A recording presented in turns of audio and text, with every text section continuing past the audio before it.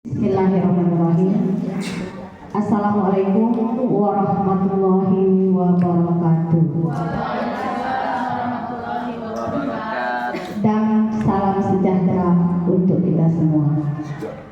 Alhamdulillah, puji syukur kita kehadirat Allah Subhanahu wa taala yang mana pada pagi hari ini kita masih diberikan kesempatan untuk berkumpul di SMA Negeri 1 Simpang Kanan, dan untuk kesempatan ini kita berkumpul di sini dalam rangka CGP angkatan ke-9 dari SMA Negeri 1 Simpang Kanan ini, Bapak Rahmat Saputra SPD. Selawat berangkaikan salam kita hadiahkan ke Haribaan Nabi besar Muhammad Sallallahu Alaihi Wasallam. Semoga kita semua mendapatkan syafaat darinya di yaumil mahsyar. Amin. Yang saya hormati Bapak Kepala Sekolah, yang saya hormati Bapak Ibu yang sudah hadir di tempat ini untuk mengikuti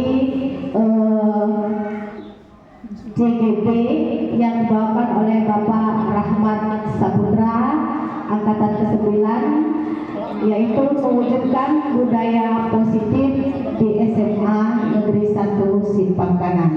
Semoga Bapak Rahmat Saputra nanti berhasil lulus dan sukses untuk meraih CGP yang dilaksanakan. Amin. Amin. Baiklah Bapak Ibu yang terhormat, di sini akan kita lanjutkan dengan menyanyikan lagu Indonesia Raya. Bapak Ibu hadirin dipersilakan untuk berdiri.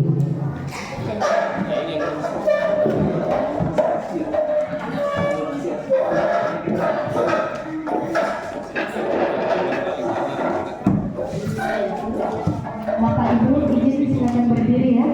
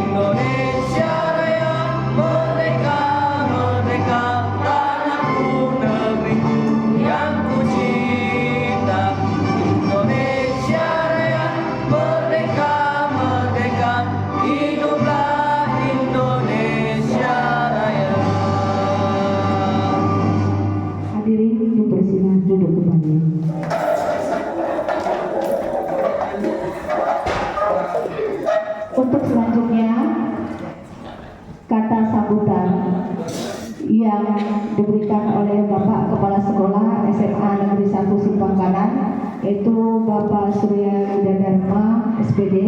Waktu dan tempat majelis mempersilahkan.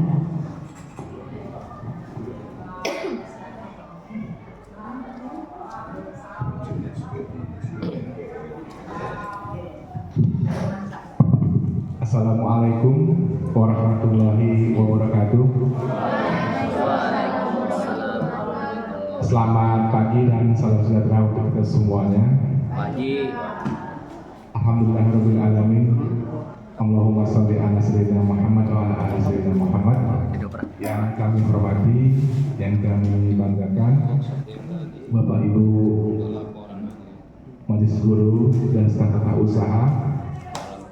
Kemudian alhamdulillahirabbil alamin, mari kita sama-sama bersyukur kepada Allah Subhanahu wa taala yang mana pada hari ini walaupun mungkin cuaca agak hujan, tapi kita masih diberi kesehatan dan keselamatan, juga kesempatan dan kemudahan sehingga kita masih bisa berkumpul di sekolah kita ini yang kita dalam bahasa Arab tanpa konsul apapun.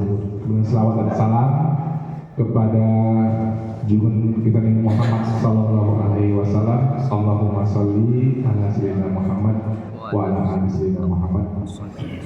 Bapak Ibu yang kami hormati, pertama sekali saya mengucapkan saya menyampaikan rasa bangga saya kepada Bapak Putra Ahmad Saputra karena beliau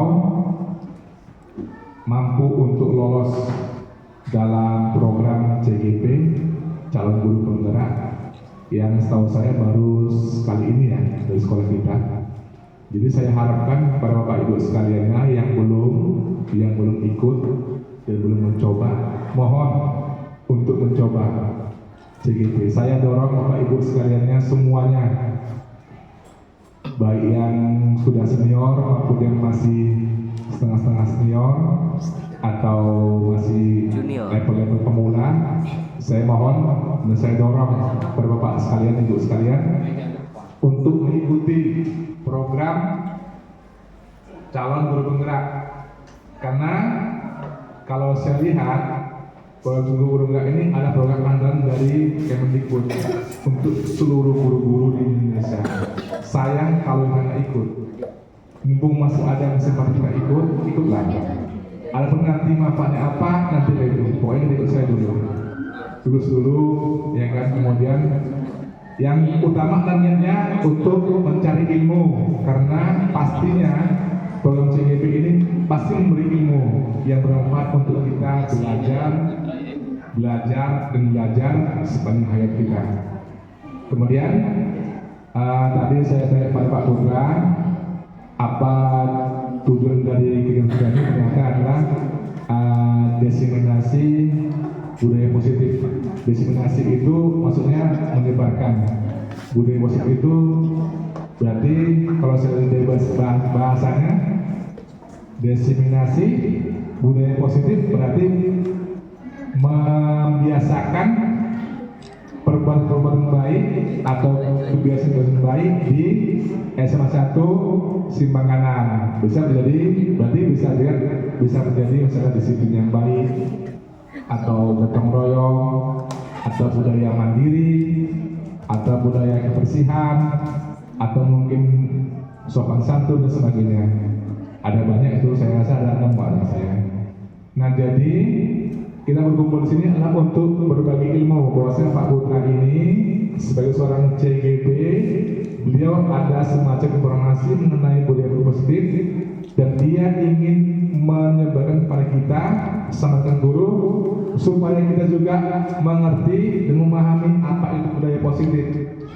Nah, tujuannya adalah bahwa kita nantinya setelah kita memahami budaya positif ini, kita bisa menerapkan dalam kehidupan kita sehari-hari, khususnya di saat kita sedang mengajar di SMA 1 Simpang Kanan kepada siswa-siswa kita.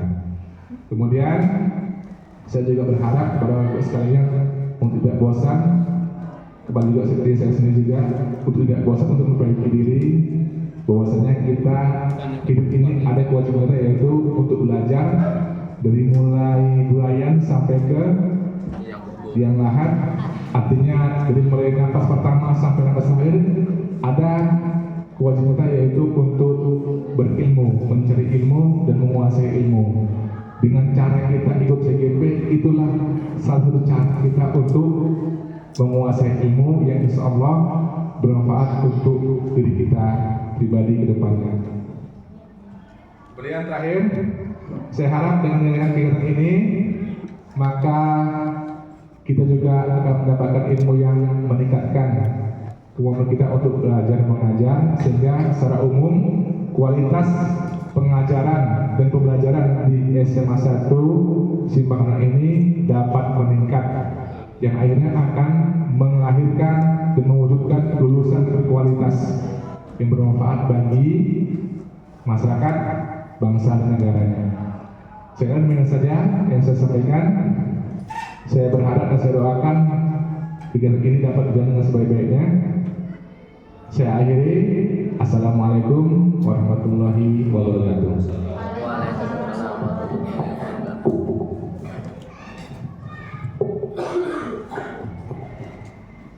Terima kasih kepada Bapak Kepala Sekolah yang telah memberikan arahannya kepada kita dan himbauan dari Bapak Kepala Sekolah. Semoga kita nanti bisa ada beberapa orang lagi yang dapat menjadi CGP, kemudian bisa memajukan sekolah ini bersama-sama dan untuk mewujudkan kesejahteraan dan kebahagiaan.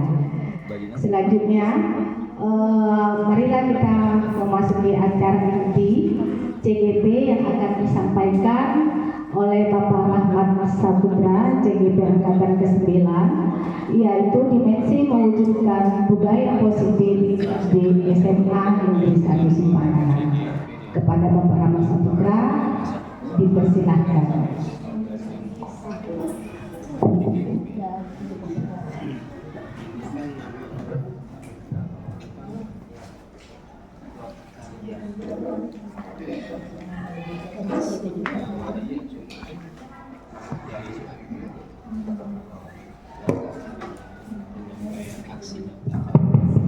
Hai.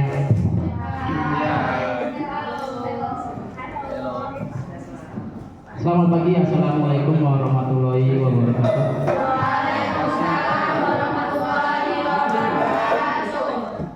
Terima kasih partisipasinya dan langkah ringan dari Bapak Ibu sekalian yang mau mengikuti aksi nyata sebagai tugas saya calon guru penggerak angkatan 9 Kabupaten Bogor. Ya. Dan terima kasih juga kepada Bapak Kepala Sekolah, teman-teman yang memberi dukungan, memberi motivasi sehingga saya dapat terus melaksanakan pendidikan ini dengan baik. Baik Bapak Ibu, di sini saya akan diseminasi, yaitu memaparkan, menerangkan, memberitahulah tentang budaya positif. Ini adalah modul ke-1, yaitu 1.4 tentang budaya positif, dan saya sudah berjalan hampir 2 bulan, dan inilah aksi nyata. Nanti 2 bulan berikutnya ada aksi nyata lagi. Baik, untuk menambah semangat kita, saya ada ice briefing. Saya mohon Bapak Ibu untuk berdiri. Oke, siap.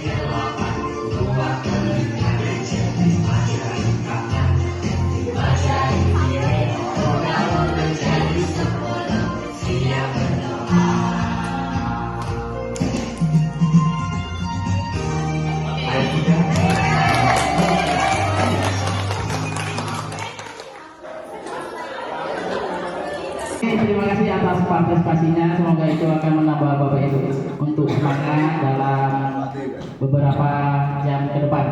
Baik, kita masuk ke materi.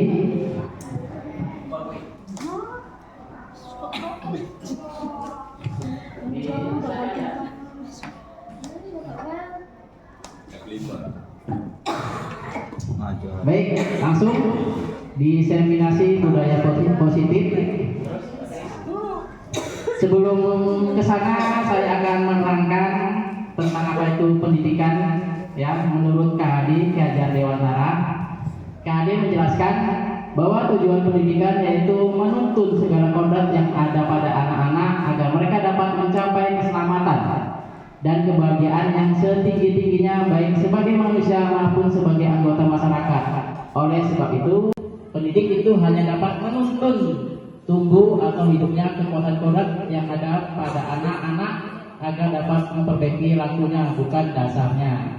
Hidup dan tubuhnya kekuatan kodrat. Berarti anak-anak itu memang sudah ada dasarnya Bapak Ibu ya, ada kodratnya, kita hanya tinggal menuntun dan tidak bisa mengubahnya. Maksud? Di sini ada pertanyaan pemantik. Nanti Bapak akan tahu jawabannya yang benar atau yang salah itu bagaimana. Yang pertama, pemberian hukuman dapat mendisiplinkan siswa. Apakah benar Bapak Ibu? Benar. Oke, nanti jawabannya akan ketahuan benar atau tidaknya. Memberikan hadiah meningkatkan prestasi siswa. Apakah benar? Benar. Kalau Ada yang tidak? definisi tadi. Tidak. Yang selanjutnya, guru harus mampu memberikan solusi terhadap siswa yang bermasalah. Salah atau benar? Benar. Salah. Yang selanjutnya, guru berperan sebagai teman. Benar. Jawaban Bapak Ibu yang benar atau yang salah nanti akan kita ulas ke depannya. Apakah jawaban itu sesuai atau kita yang selama ini kita lakukan sesuai tidak? Ya, lanjut. Apa itu budaya positif? Budaya positif merupakan perwujudan dari nilai-nilai atau keyakinan universal yang diterapkan di sekolah. Nilai-nilai universal itu ada yang positif, ada yang negatif. Tahu Bapak Ibu apa itu positif? Kejujuran, nilai-nilai universal, kejujuran, terus disiplin. Ya, kita di kelas tanggung jawab, apa lagi?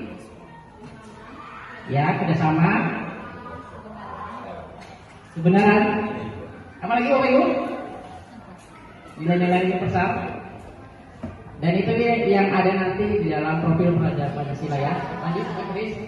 Baik Bapak Ibu, di dalam budaya positif, di sini ada 6 poin yang akan saya jelaskan. Mungkin Bapak Ibu ada yang sudah tahu, ada yang belum tahu, atau ada yang beberapa tahu. Yang pertama, disiplin positif dan nilai-nilai kebajikan universal. Yang kedua, motivasi, hukuman dan penghargaan dan restitusi. Selanjutnya, keyakinan kelas. Yang keempat, kebutuhan dasar manusia dan dunia berkualitas. Yang kelima, posisi kontrol. Yang keenam, segitiga restitusi.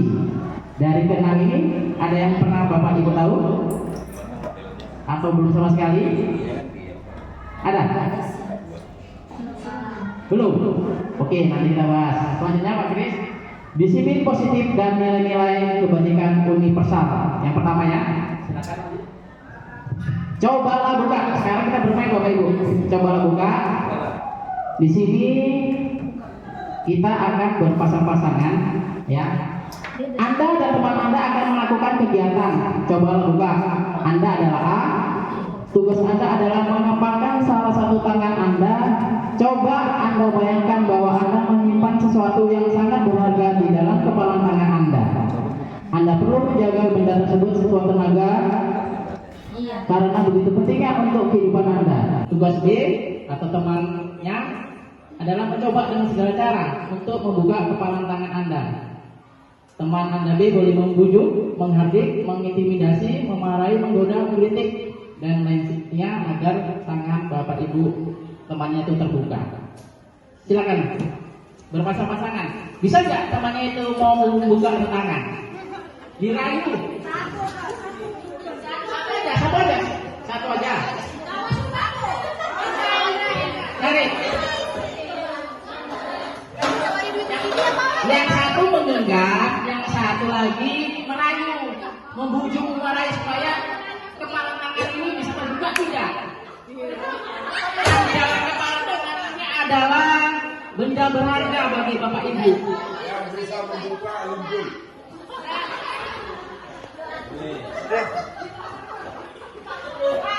Ya kalau itu bagi berharga bagi dia, kalau bicaranya pasti nggak akan terbuka. Ya saja. Yang bisa membuka limpul. Teman yang satu mengepalkan tangan, yang satu merayu, membujuk begitu. Merayu ini tidak sih mengejek. Apakah dia bisa membukanya? Silakan. Ya boleh. Satu aja dulu. Gimana ini dipitik, dibujuk?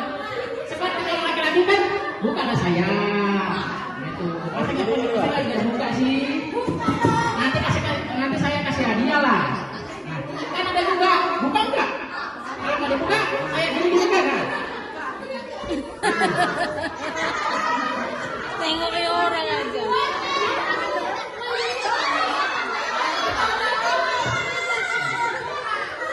Karena dia apa? Katanya kecil limpul. Buat kenapa?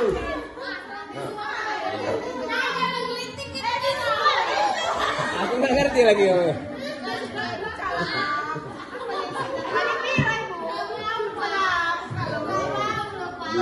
Ada yang bisa? Nah.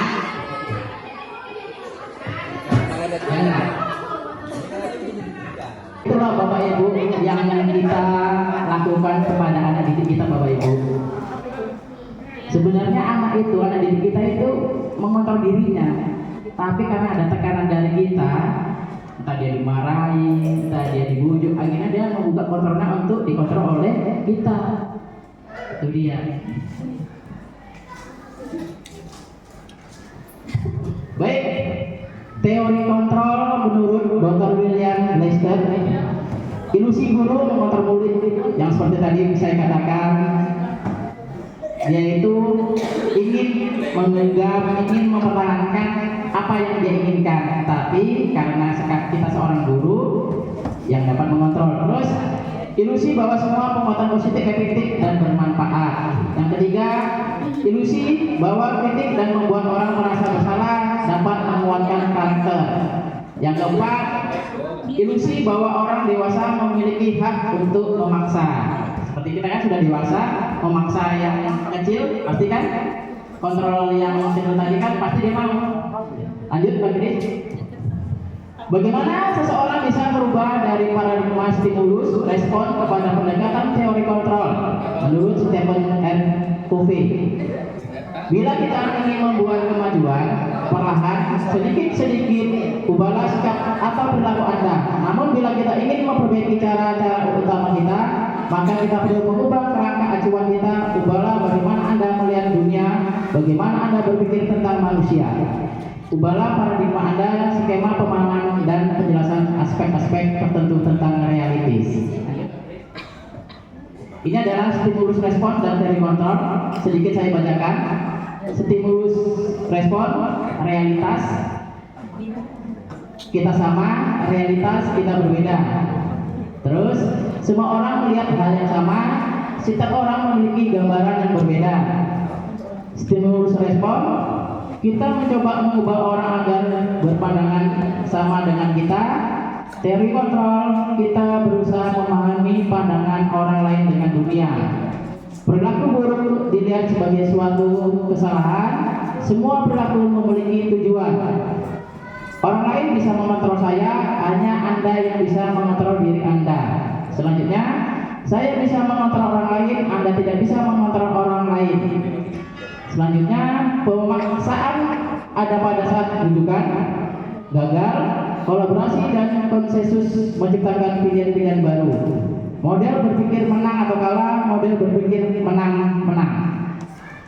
Kita langsung ke disiplin positif. Lanjut, Chris.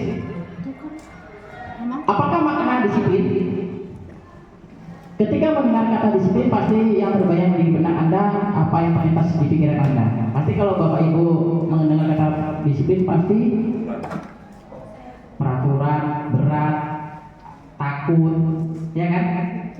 Terikat. Apalagi Bapak Ibu harus tepat waktu. Tergantung. Takut lah intinya gitu kan? Lanjut. Dalam budaya kita, makna kata disiplin dimaknai menjadi suatu yang dilakukan seseorang pada orang lain untuk mendapatkan kepatuhan. Kita cenderung menghubungkan kata disiplin dengan ketidaknyamanan. Ya benar. Kalau saya sih mengatakan ya, disiplin pasti tidak nyaman. Harus kita taati. Menurut Kamus Besar Bahasa Indonesia atau KBBI menjelaskan bahwa disiplin berarti tata tertib, ketaatan atau kepatuhan kepada peraturan, mengusahakan supaya menaati dan mematuhi tata tertib. Nilai-nilai kebajikan yang tadi yang saya katakan, nilai-nilai kebajikan tadi seperti jujur, tanggung jawab, disiplin, nah itu nanti akan tertuju pada profil pelajar Pancasila Bapak Ibu. Lanjut lagi. Motivasi, hukuman, dan penghargaan dan restitusi. Lanjut. Motivasi perilaku manusia.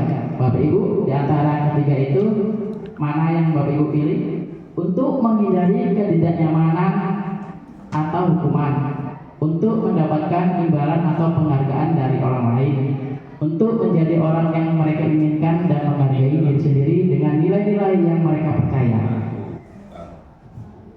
Mana kira-kira Bapak Ibu yang Ibu pilih? 3. Satu, Pak. Satu. 1, 3.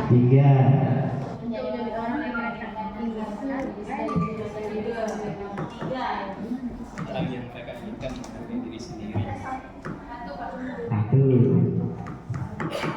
Baik, yang bagus itu adalah yang ketiga, untuk menjadi orang yang mereka inginkan dan menghargai diri sendiri dengan nilai-nilai yang mereka percaya. Kalau yang nomor 1 kan itu kita disiplin, berarti kan seperti tadi merasa tidak nyaman, takut dan lain sebagainya. Hukuman, konsekuensi, dan restitusi. Di sini ada identitas gagal dan identitas sukses. Hukuman, konsekuensi, dan restitusi. Sesuatu yang menyakitkan harus terjadi, sesuatu harus terjadi. Restitusi merupakan pilihan. Selanjutnya tidak nyaman untuk murid anak jangka panjang atau jangka pendek. Terus tidak nyaman untuk murid untuk jangka waktu pendek, menguatkan untuk murid dalam jangka waktu panjang. Selanjutnya korban mendapat keadilan, korban bisa diabaikan, korban mendapatkan ganti, murid anak akan tersakiti, murid anak dibuat tidak nyaman, murid anak mendapatkan penguatan. Selanjutnya perilaku pasif agresif, penguatan hanya bertahan dalam jangka waktu pendek, masalah terpecahkan. Terus Pak Chris, lagi. Berarti kan? Berdasarkan tabel di atas, berikut ini adalah penjelasan tentang hukuman, konsekuensi, dan restitusi. Hukuman tidak terencana, bersifat satu arah, bisa bersifat hukuman fisik, psikis, dan kata-kata kasar. Konsekuensi bersifat rencana, bentuk konsekuensi dibuat oleh guru.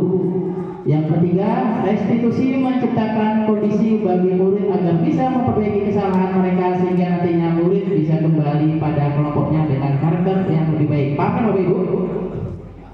Nah, kalau kamu sudah paham, lanjut. Konsekuensi atau hukuman. Mungkin Bapak Ibu pernah menyuruh anak didik mencatat 100 kali di dalam buku kalimat, saya tidak akan terlambat lagi karena terlambat ke sekolah. Ini konsekuensi atau hukuman? Konsekuensi. Ya, ini adalah konsekuensi. Selanjutnya, lari keliling lapangan basket karena terlambat hadir di sekolah. Hukuman. Ya, itu adalah hukuman.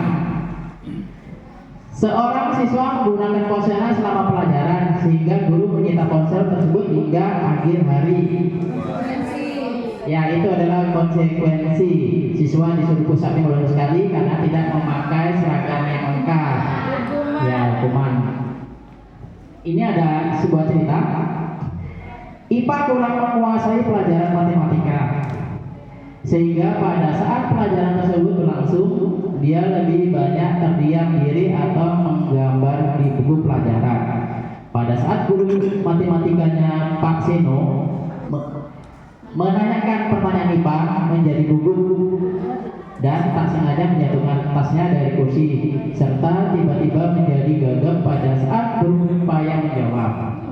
Seluruh kelas pun tertawa melihat pelaku IPA yang bicara tergagap dan terkejut tersebut. Pak Seno pada saat itu membiarkan teman-teman IPA menertawakan IPA yang tergagap dan malu luar biasa, dan malahan minta IPA untuk maju ke depan dan berdiri di depan kelas sambil menunjuk hidungan karena tidak bisa menjawab pertanyaan Pak Seno. Kelas makin gaduh dan anak-anak pun tertawa melihat IPA di depan kelas memegang ujung hidungnya. Lanjut Pak Kris. Apakah Anda setuju dengan tindakan Pak Seno terhadap IPA? Tidak. Mengapa? Sama dengan Sonia. Mengundang terjadinya perundungan atau bullying. Ya. Lagi? Mengundang perundungan atau pembulian. Ya benar. Menurut Anda, tindakan Pak Seno terhadap IPA adalah sebuah hukuman atau konsekuensi? Hukuman.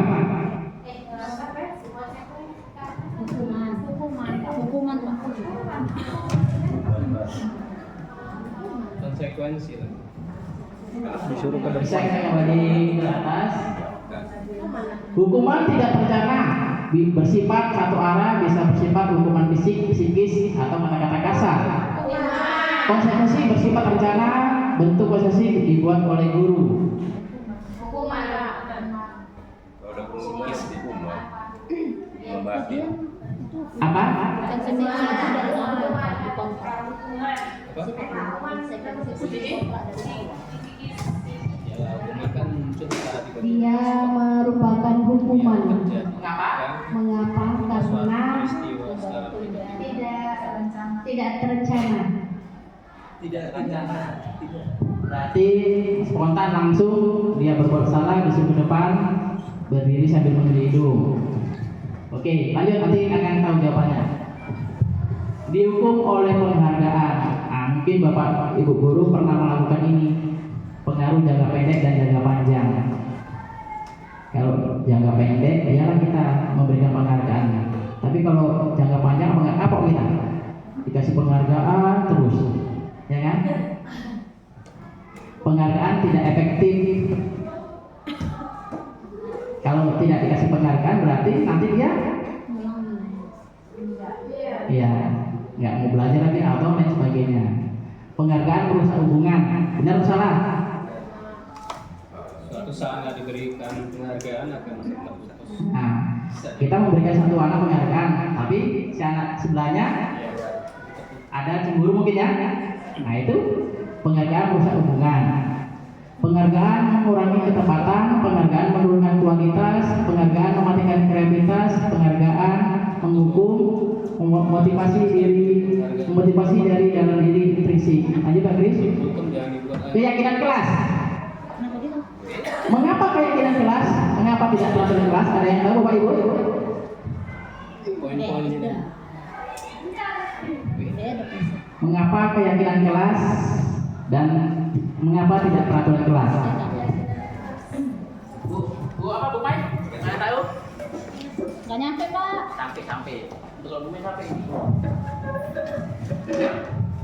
Kalau keyakinan kelas itu disepakati oleh semua anggota kelas gitu kan, masuk anak muridnya dan guru. Jadi karena dia tidak peraturan itu tidak dari gurunya saja tapi dari anak muridnya juga. Itu hasil kesepakatan bersama di kelas tersebut. Biasanya di awal semester itu dilakukan.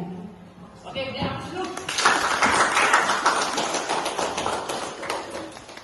Apa yang disampaikan oleh Bu Mai itu benar.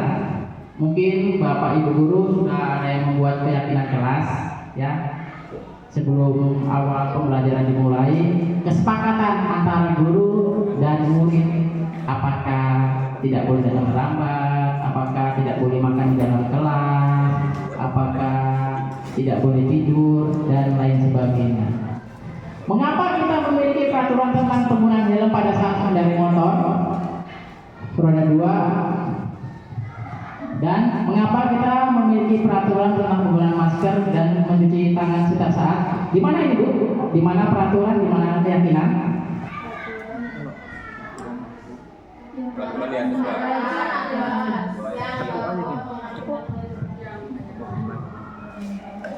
di atas, Pak. Seperti tadi yang dikatakan Bu Mai, kalau keyakinan itu adalah kesepakatan antara guru dan murid. Kalau peraturan dibuat oleh sepihak. Ya, yang atas adalah peraturan karena yang membuat adalah pemerintah supaya apa? Supaya selamat, supaya aman. Dan yang di bawah itu adalah supaya bersih, supaya sehat. Walaupun itu memang sudah memang peraturan, tapi kan ada kesepakatan, ya, keyakinan, ya. Lanjut Pak Kris. Prosedur pembuatan keyakinan. Mempersilakan warga sekolah atau murid di sekolah kelas untuk bercurah pendapat tentang peraturan yang perlu disepakati di kelas. Terus mencatat semua masukan-masukan para murid warga sekolah di papan tulis atau di kertas. Gantilah kalimat-kalimat dalam bentuk negatif menjadi positif. Tinjau kembali daftar curah pendapat yang sudah dicatat. Tinjau ulang keyakinan sekolah kelas secara bersama-sama. Setelah keyakinan sekolah kelas selesai dibuat, maka semua warga kelas dipersilakan meninjau ulang dan menyetujui dengan menandatangani. Selanjutnya yang terakhir, keyakinan sekolah kelas lainnya diletakkan di kelas. Baik, saya akan mengambilkan contohnya.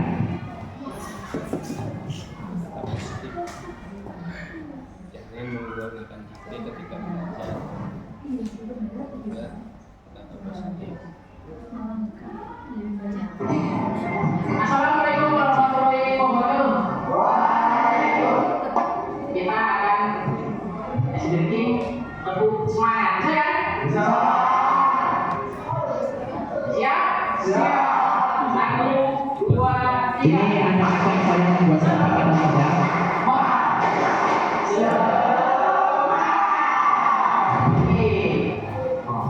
Baik, sebelum pelajaran untuk kedepannya dimulai, kita akan membuat suatu keyakinan kelas atau kesepakatan kelas antara murid dan guru.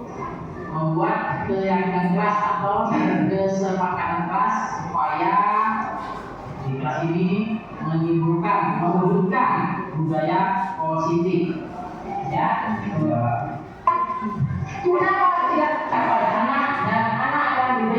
Ini saya menerangkan tentang keyakinan kelas.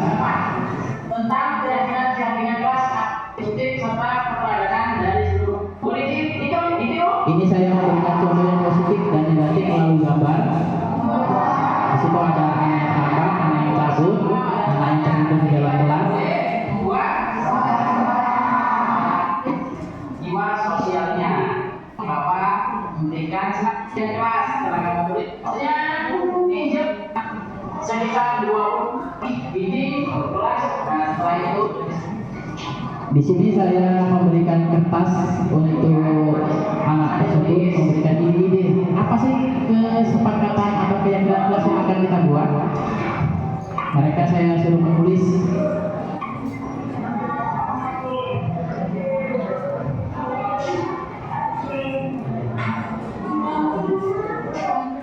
Mana yang bagus, mana yang setelah idenya sudah ditulis, saya suruh mereka untuk menempel sebanyak jumlah siswa tersebut. Itu nanti Bapak Ibu yang kita lakukan.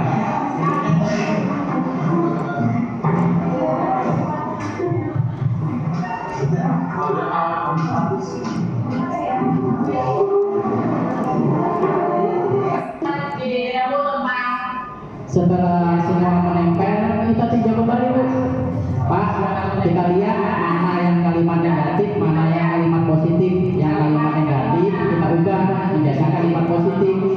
Dan kalau ada yang satu masalah itu ada 5 dijadikan satu. Apa kata-kata yang bagus dijadikan satu? Oke, setelah kita ubah kalimat negatif menjadi kalimat positif. Tadi kan banyak, ya sekitar 30 atau 28 kertas atau 28 orang memberikan ide tentang kesepakatan kelas. Itu kita pilah-pilah, kita ubah kalimat negatif menjadi kalimat positif, dan kita ambil Bu beberapa 5 atau 7, jangan banyak-banyak. Kalau saran saya sih 7 ya untuk kesepakatan kelas yang kita buat. Oke, dan kita tinjau ulang, kita seleksi, dan jadilah beberapa. Nanti ini kan setelah itu yang ke-7 kesempatan kelas itu kita tulis kembali di kertas yang bagus atau di print. Ini saya menyuruh anak menulis kembali dengan bentuk kertas yang berbeda-beda. Selanjutnya wajib memakai seragam sekolah sesuai detail. Nah, setelah selesai menulis kembali, saya suruh menempel supaya nanti akan ditempel ke dinding dengan kertas dengan warna-warni dengan bentuk yang berbeda.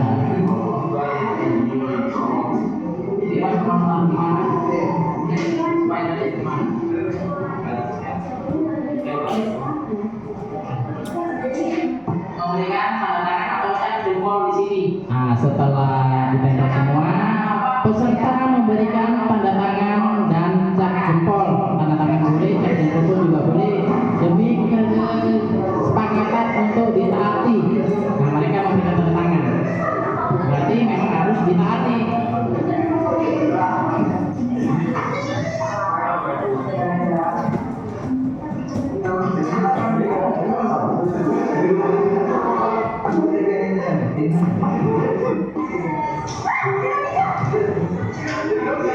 Nah, itu hasilnya, ada bentuknya, ada gambarnya. Setelah selesai, silakan nanti ditempel di dinding dan untuk ditaati. Nah, nanti bisa kita cantik. Ini sebagai contoh pokoknya ya. Yang bisa Assalamualaikum warahmatullahi wabarakatuh. Nah, itu adalah contoh pembuatan keyakinan kelas dan nanti kita bisa terapkan di kelas kita masing-masing.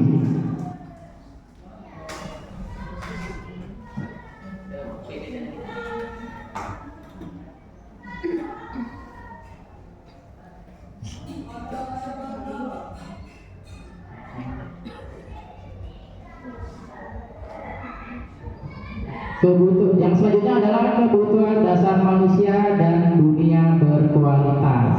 Lanjut, Pak Kris. Kebutuhan dasar manusia itu ada 5: bertahan hidup, penguasaan, kasih sayang dan rasa diterima, kebebasan dan kesenangan. Lanjut. Kebutuhan bertahan hidup. Pastikan Bapak Ibu rumah makan kan? Kebutuhan bertahan hidup atau subtipa adalah kebutuhan yang bersifat psikologis untuk bertahan hidup, di sana kesehatan, rumah, dan makanan. Kebutuhan biologis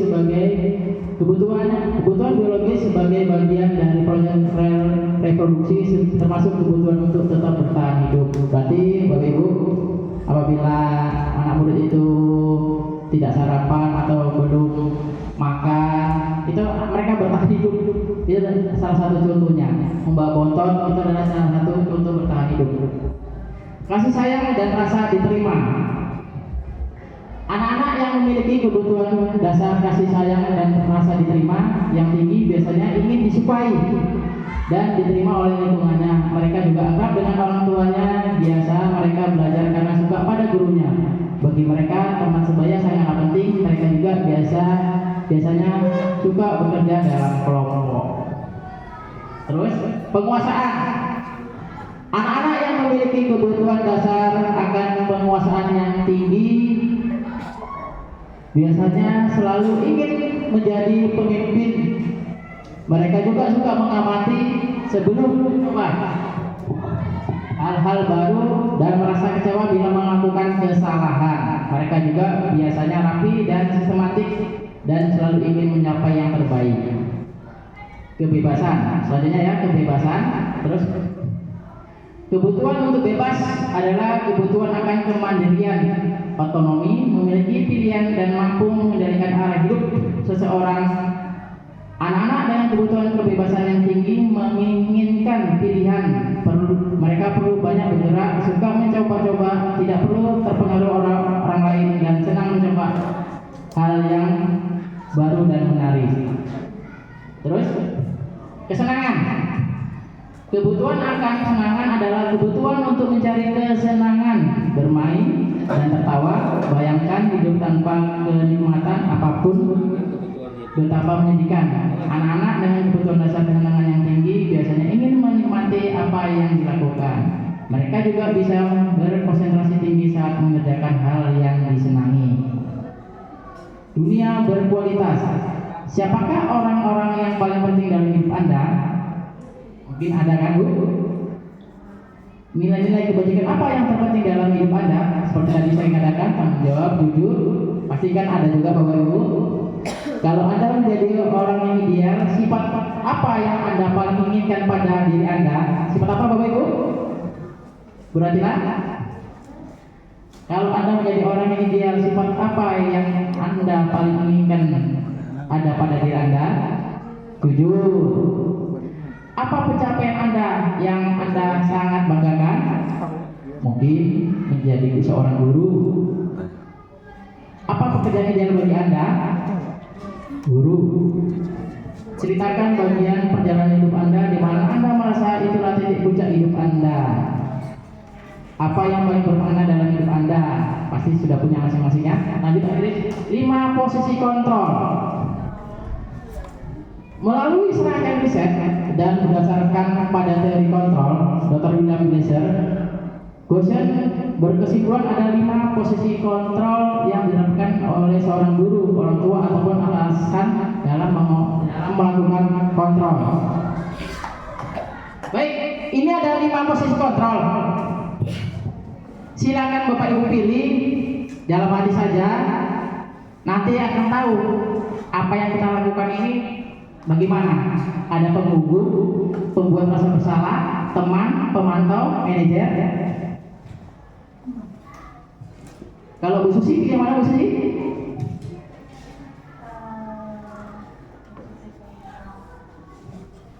Nanti saya akan memberikan video dan alasan mengapa penghukum, mengapa teman. Manajer. Pemantau. Bu Sorman? Teman. Pak Swendra? Penghukum. Oke. Mungkin sudah punya jawaban masing-masing. Simpan Bapak Ibu ya, kita lihat. Iya, Nak.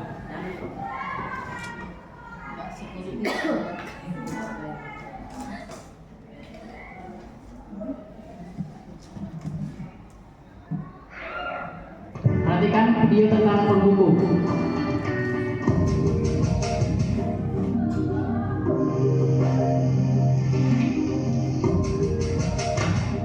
Kamu lagi yang telah.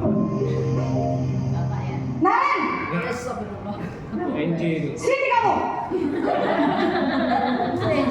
Selamat pagi, Bu. Selalu terlambat. Kamu deh, pasti terlambat. Maaf Bu, saya Apa? Apa coba? Alasan kamu apa lagi? Kapan sih kamu tidak terlambat? Malas sekali ya kamu jadi anak. saya Dasar pemalas. Gak kapok-kapok sih kamu. Sudah berapa kali terlambat? Sana, kamu keliling lapangan basket 2 kali. kenapa saya harus keliling lapangan basket Bu? Kenapa? Kamu melawan ibu. Berani-beraninya jawab. Sudah terlambat, masih berani jawab pula. Peran guru menjadi jaksa. Sekarang, keliling lapangan basket 5 kali sekalian. Biar kapok. Cepat. Pergi sana ke lapangan basket. Bapak Ibu pasti ada yang seperti ini kan? Ada Oke, kita lihat alasannya. spontan ya. Posisi penghukum, nada suara tinggi, membentak, bahasa tubuh, mata melotot, dan jari menunjuk-nunjuk menghakimi. Seorang penghukum bisa menggunakan hukuman fisik maupun verbal. Dampak posisi penghukum, murid marah, mendendam, bersifat agresif, bisa jadi sesudah kembali duduk, murid tersebut akan mencoret-coret bukunya atau meja tulisnya. Lebih buruk lagi, sepulang sekolah, murid melihat motor atau mobil bapak ibu guru dan akan menggores kendaraan tersebut dengan paku atau mengepeskan bannya. Itu dampaknya. Selanjutnya,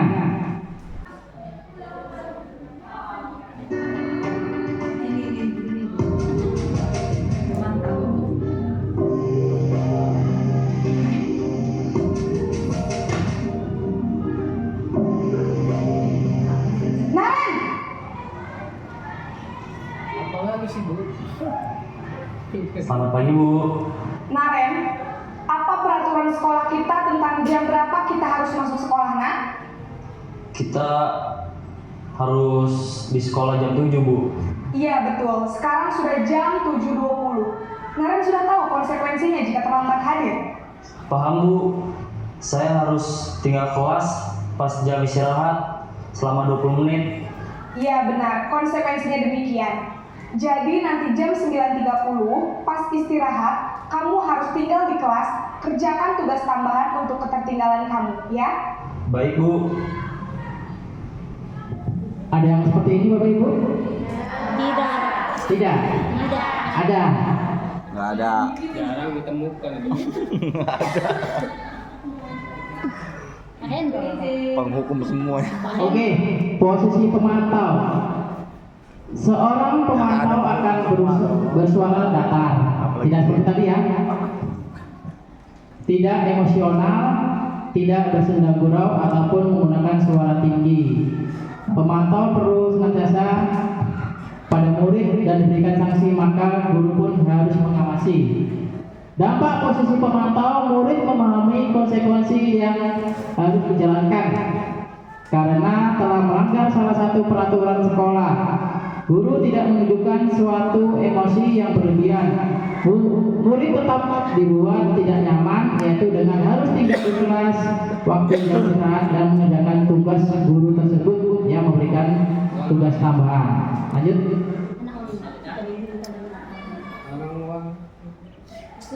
Kasturi. Kenapa mujahidin Palestina? Posisi pembuat merasa bersalah.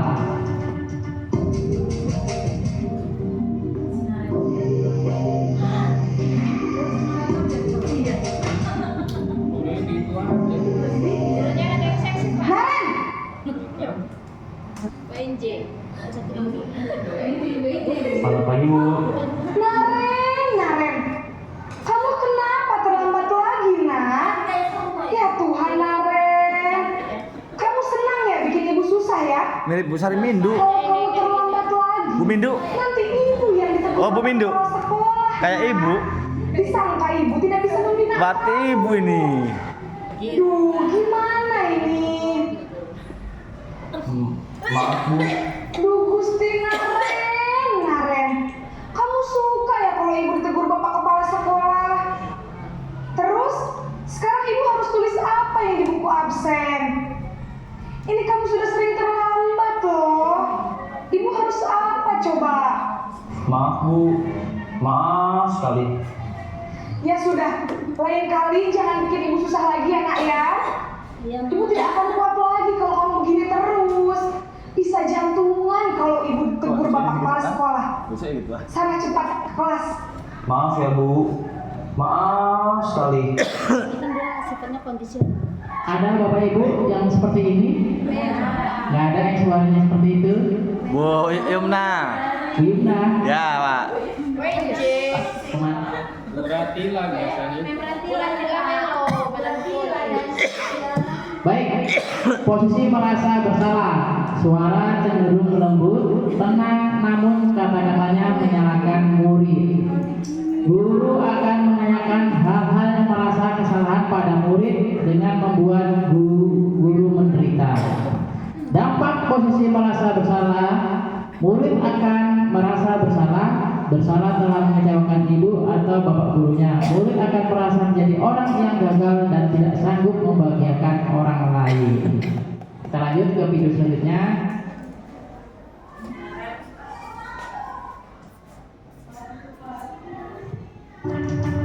Posisi teman.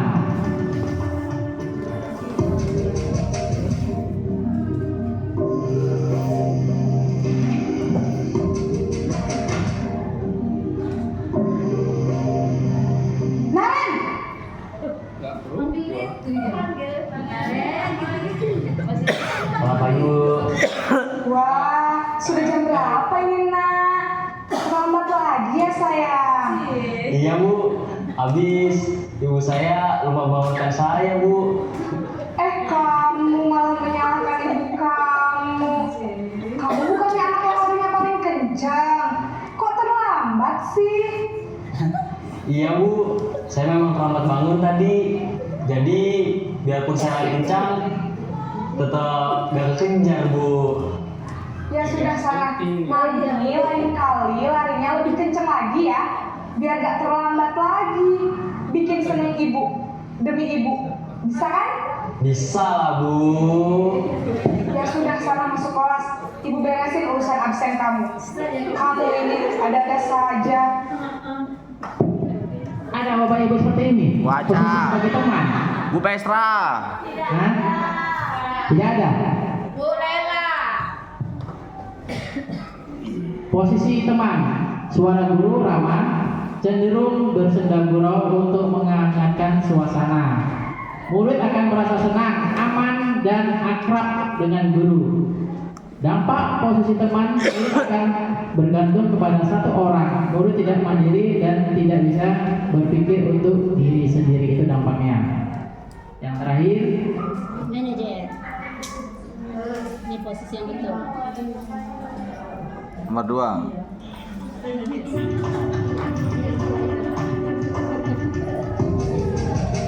Marahin lu terlambat masuk kelas.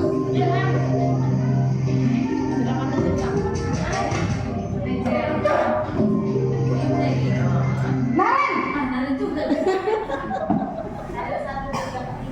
Ini ngeditnya lupa. Selamat pagi Bu. Selamat pagi Naren. Maaf Bu, saya terlambat. Iya, sekolah masuknya jam 7, sekarang sudah jam 7.20. Jadi sekarang bagaimana nih Naren? Maaf Bu, saya lupa setel alarm saya semalam. Baiklah, menurut kamu, keyakinan sekolah yang mana yang perlu kamu tingkatkan? Menghargai diri sendiri dan orang lain mungkin ya Bu. Setuju. Jadi, apakah Naren meyakini prinsip saling menghormati tersebut? Iya Bu, saya meyakininya. Apakah Naren bersedia memperbaiki masalah keterlambatan ini? Bersedia Bu. Bagaimana kamu akan perbaiki masalah keterlambatan ini? Saya akan coba untuk tidak lupa menyetel alarm saya Bu. Baik, kalau Naren lupa menyetel alarm di rumah, ada orang yang kira-kira bisa bantu mengingatkan tidak? Ada Bu, kakak saya, Kak Emma. Ada lagi selain Kak Emma? Selain Kak Emma, ada ibu saya. Baik, jadi yang mengingatkan Naren adalah Kak Emma dan ibu kamu ya? Masuk juga. Kira-kira akan mulai setel alarm kapan nih Naren? Setelah pulang sekolah, akan segera saya lakukan. Baik, jadi Naren akan setel alarm untuk bangun besok pagi dan akan diingatkan oleh kakak dan ibunda Naren ya? Ada lagi yang mungkin perlu dilakukan Naren? Agar tidak terlambat bangun lagi. Tidak ada Bu. Baik Naren, terima kasih untuk kerjasama kamu. Sekarang kamu perlu kembali ke kelas untuk belajar. Baik Bu, terima kasih. Iya benar saya manajer.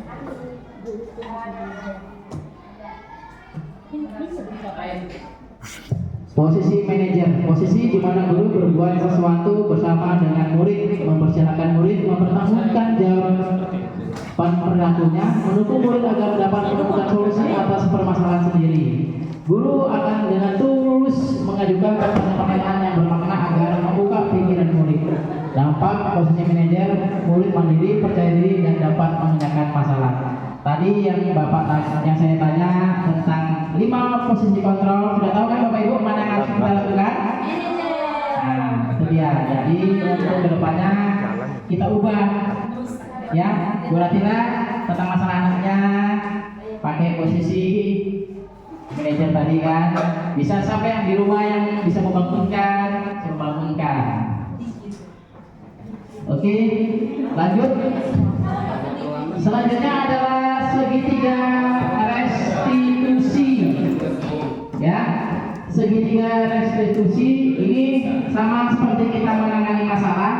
Ya, yang pertama menstabilkan identitas, yang kedua validasi tindakan yang salah, yang selanjutnya menanyakan keyakinan. Saya akan menampilkan sebuah video.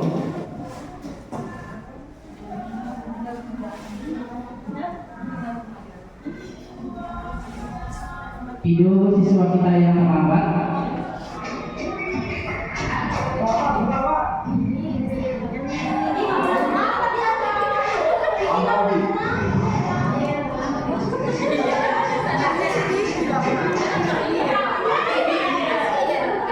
Silakan masuk.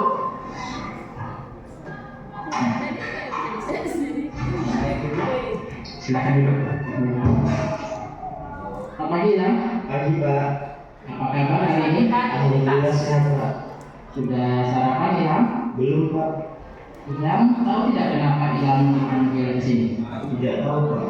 Tadi waktu pelajaran Bapak, Ilham masuk terlambat dan Bapak dapat laporan juga dari guru kita, Ilham sering terlambat.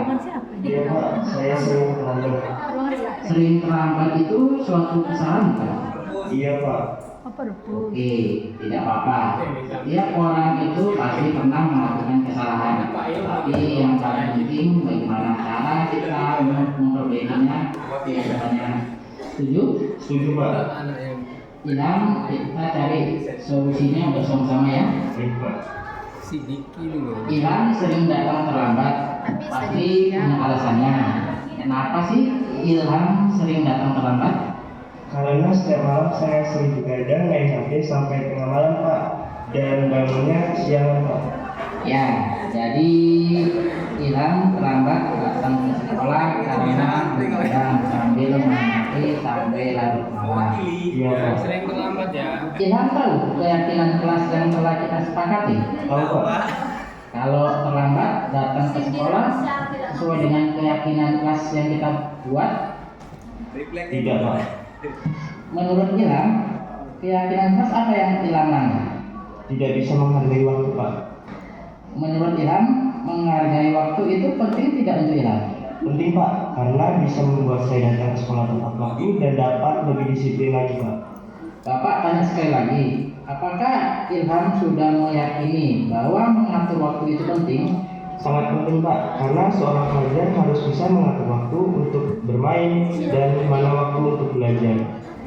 Menurut Ilham, apa yang Ilham lakukan agar tidak datang terlambat lagi ke sekolah? Saya akan lebih cepat dan tidak akan begadang lagi sampai larut malam sambil bermain HP, Pak. Baik, berarti di dalam diri Ilham sudah ada kesadaran untuk menghargai waktu itu penting dan ingin berubah. Iya, Pak. Jadi mudah-mudahan dengan kejadian ini Ilham bisa lebih baik lagi ke depannya ya. Iya, Pak. Terima kasih. Mohon maaf, Pak. Ya, silakan Ilham kembali ke kelas. Baik, Pak.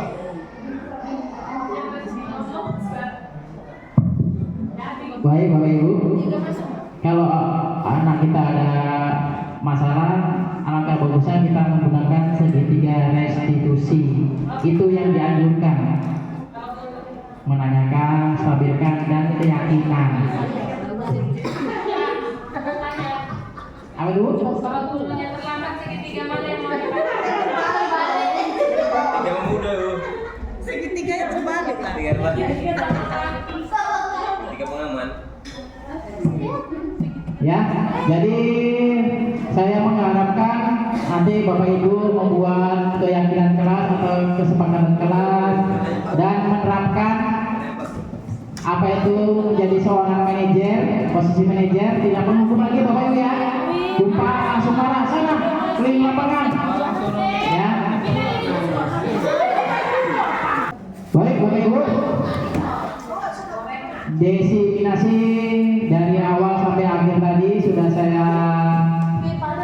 laksanakan sebagai tugas aksi nyata saya. Semoga ini akan menambah pengetahuan, wawasan, dan kebaikan sekolah kita.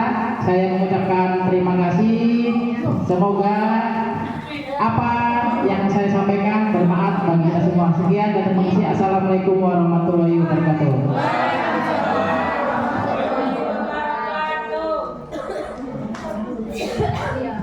Terima kasih kepada Bapak Rahmat Saputra untuk CGP Angkatan 9 sudah selesai aksi nyatanya dibuat pada hari ini. Semoga apa yang diberikan pengetahuan oleh Bapak Rahmat Saputra menjadi pengetahuan tambahan untuk kita semua. Mana yang cocok, tidak ada salahnya kita mencoba apa yang sudah terlaksana tadi. Kemudian semoga apa yang sudah dilakukan Bapak Rahmat Saputra, kalau nggak salah 6 bulan ya Pak ya. 6 bulan ke depan, 6 bulan berarti sudah berjalan 2 bulan Bapak Ibu. Udah berjalan 2 bulan, berarti 4 bulan lagi. Seperti kata Bapak ini tadi, aksi nyata masih ada 2 bulan berikutnya lagi akan kita adakan di sini. Mudah-mudahan ilmu yang diberikan, sharing atau berbagi tadi menjadi masukan dan bisa kita sedikit-sedikit kita terapkan. Dan semoga Bapak Rahmat Saputra dan kita semua senantiasa dalam keadaan sehat walafiat.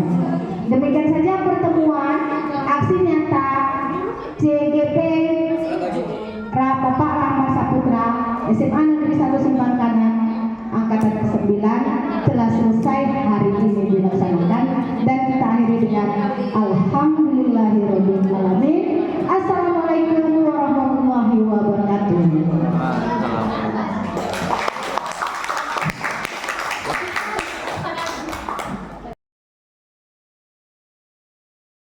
Oke, selamat siang untuk semuanya. Salam sejahtera saya sampaikan. Saya akan menyampaikan hasil dari atau umpan balik dari pemaparan aksi nyata yang disampaikan oleh Bapak Rahmat Syahputra. Di mana yang saya dapat di sini adalah saya sebagai guru, saya jadi mengetahui bagaimana aksi nyata ketika seorang peserta didik itu mempunyai masalah, yaitu salah satunya diambil dari pemaparan aksi nyata Bapak Rahmat Syahputra, yaitu sebagai alat kontrol. Nah, alat kontrol ini ketika peserta didik mempunyai sebuah masalah, jadi saya sebagai guru, saya mengetahui alat kontrol seperti apa untuk menyelesaikan ketika peserta didik tersebut bermasalah. Salah satu yang saya dapat dari alat kontrol tersebut yaitu bagian dari manajer, di mana ketika peserta didik mempunyai masalah, alat kontrol yang saya gunakan itu adalah manajer, di mana peserta didik yang akan memberikan sanksi untuk dirinya sendiri, hukuman apa yang pantas untuk peserta didik itu ketika mempunyai masalah, atau bahkan solusi apa yang diberikan peserta didik ketika dia bermasalah. Oke, itu sekian dari saya ucapkan terima kasih, semoga berhasil untuk kedepannya CGP yang disampaikan oleh Bapak Rahmat Syahputra. Assalamualaikum warahmatullahi wabarakatuh. Di sini perkenalkan, nama saya Bu Buni Arsy. Saya merupakan salah satu guru di SMK 1 Simpang Kanan. Di sini saya akan memberikan umpan balik dari aksi nyata Bapak Rahmat Saputra CGP Angkatan 9 dari SMA 1 Simpang Kanan. Hal yang dapat saya tangkap dari aksi nyata yang telah Bapak itu paparkan tadi adalah adanya 2 hal yang harus kita bedakan. Yang pertama ada peraturan kelas, yang kedua adalah kesepakatan kelas, di mana hal yang lebih baik digunakan itu adalah kesepakatan kelas, di mana kesepakatan kelas itu dibuat bersama-sama bersama siswa di dalam kelas. Tidak hanya peraturan guru yang lebih dominan, tetapi peraturan yang dibuat siswa itu sendiri. Hal ini akan dapat menimbulkan sikap positif dan suasana positif di dalam kelas itu sendiri nanti. Hanya sekian yang dapat saya sampaikan. Saya sudahi. Wabillahi taufiq wal hidayah. Wassalamualaikum warahmatullahi wabarakatuh. Terima kasih kami ucapkan kepada Bapak Ahmad Saputra yang telah melakukan diseminasi dengan penyampaian tentang bagaimana mewujudkan budaya positif di kelas. Dengan demikian kami lebih memahami bagaimana menjadi seorang guru yang bisa mengontrol kelas. Yang diharapkan adalah tentunya guru bisa memanajerial kelas sehingga bisa mewujudkan budaya positif tersebut. Terima kasih.